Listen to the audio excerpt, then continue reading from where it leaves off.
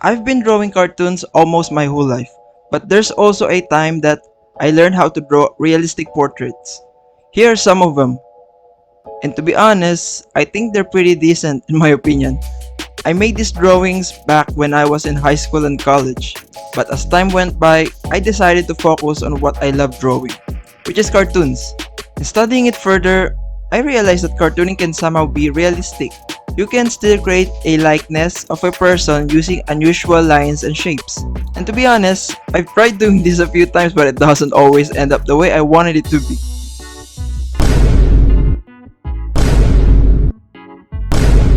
Bruh. And so today, I'm going to, or at least attempt to create good caricatures.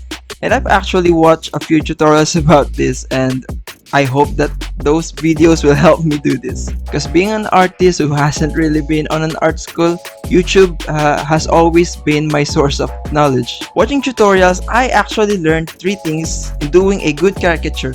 Number 1, learn the basic or simplified shape of the subject's face. Number 2, identify their iconic facial features. Number 3, exaggerate it.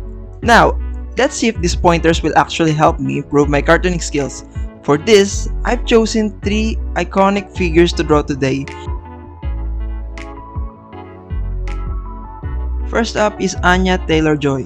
She did a lot of changes on her looks throughout her films, especially her hairstyle, so I just decided to use her most recent usual look during the interviews and movie premieres, which is this with the straight blonde hair. So again, learn the basic or simplified shape of the face. In this case, I think her face or head shape is more rounded on the top and her chin's a bit pointed, so I sketch it like that.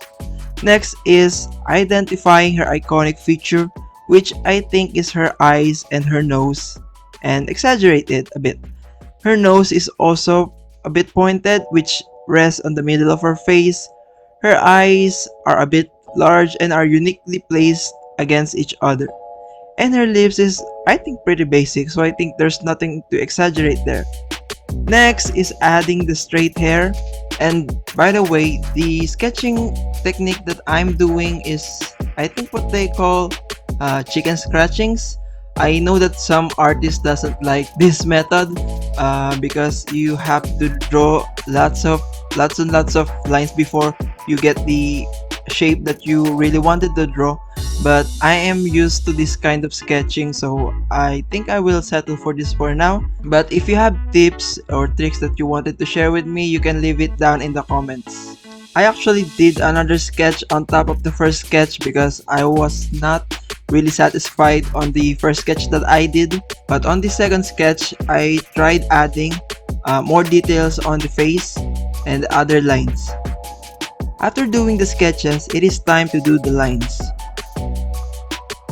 Lining is actually my least favorite part of a drawing process because when I'm doing lines, I want it to be precise and smooth, and sometimes I'm having a hard time achieving it. But my most favorite part of a drawing process is actually sketching because this is the part where I feel very playful about the drawing and I think I can do whatever I want with it, in contrast with the linings where I have to follow the sketch that I already made, and sometimes I do mess up, and just like this one, I have to do another sketch on top of the first sketch because I want to follow a correct sketch for the linings, and sometimes it becomes a bit stressful while doing it, especially when I'm doing very complicated lines. After doing the lines, what I do love to do next is adding thicker outlines. I don't know why I like doing this, but in every drawings that I made, I always put thicker outlines before adding colors. Then I added the colors that closely resembles the reference photo. When I'm done doing the lines, I sometimes forget some details. So while coloring, I'm trying to look for some things that I usually forgot and add it while coloring the drawing. And of course, in order for the drawing to have a depth and dimension, I don't forget to include the shadows and highlights on the drawing after coloring it. So here it is, my cartoonized drawing of Anya Taylor-Joy. So what do you think about it? I think it went pretty good in my opinion, but to be honest, I would like to add some more details on it, but that's it for now. So let's move to the next drawing. So for this one, I am going to draw one of my favorite actors of all time, Mr. Jack Black. So just like the first drawing, I'm going to get the basic shape of his face, but for this one, I am not going to explain the step-by-step procedure of how I drew it because I already did on the first drawing. So I think I'll just let the time-lapse video roll on this drawing.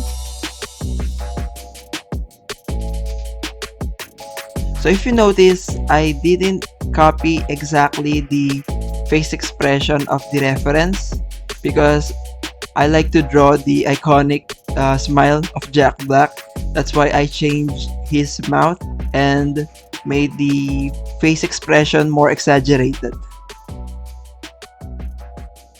So if you're familiar with Jack Black, I think you're familiar also with his very iconic smile. It is almost like an evil smile, and I think it is very funny.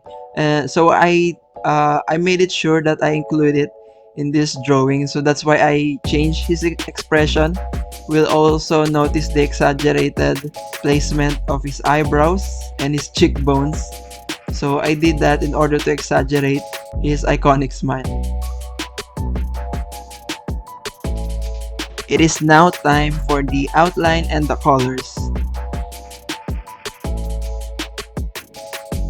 So, my favorite part of this drawing is the beard because it has two colors, the light and the dark part, and I think it is very cool.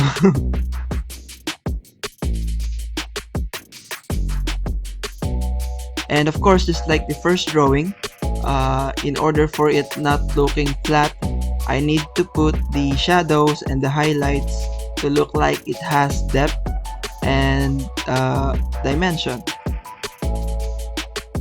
Notice here I turned off the color layer because when I put shadows on the dark colors, I'm having a hard time seeing the shadowy part. So when I'm applying shadows on the dark colors, I always turn off the color layer first before applying it.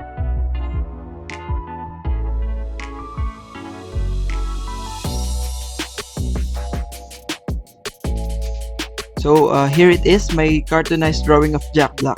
I had a lot of fun doing this one, so without further ado, let's go to the next one. So for this last part, I decided to change it up a bit and choose not an actor, but an internet icon, which is one of my favorite streamers and YouTubers, Charlie White, also known as Moist Critical, also known as Penguin Zero. So yeah, I decided to cartoonize him on my last drawing in this video. I think I started watching Charlie or Moist Critical back from my college days, and I think I watched most of his videos from his YouTube channel, and until now while I'm doing some art, he's running on the background while I'm working.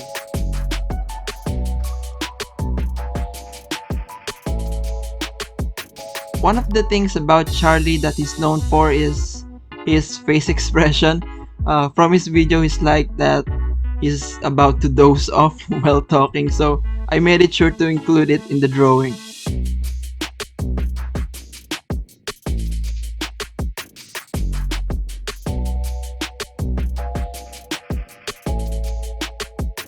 And of course, it is time for my favorite part, which is applying thick outlines.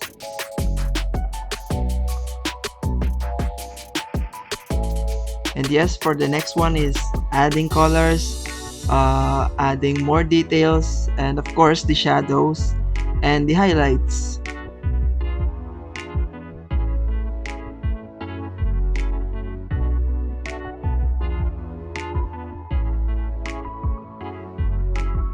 Among the 3 drawings that I did for this video, this is actually my favorite because I think I captured the essence, is that the correct word, of Charlie himself in this drawing, and I think this is the best one out of the 3.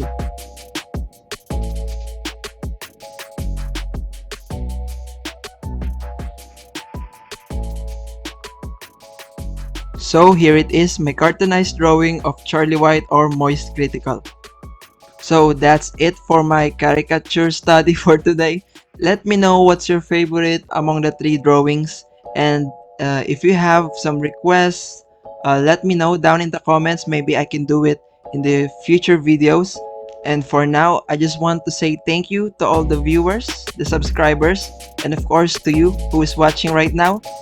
If you like this kind of content, please leave a like on this video and subscribe so you can be notified on my next uploads.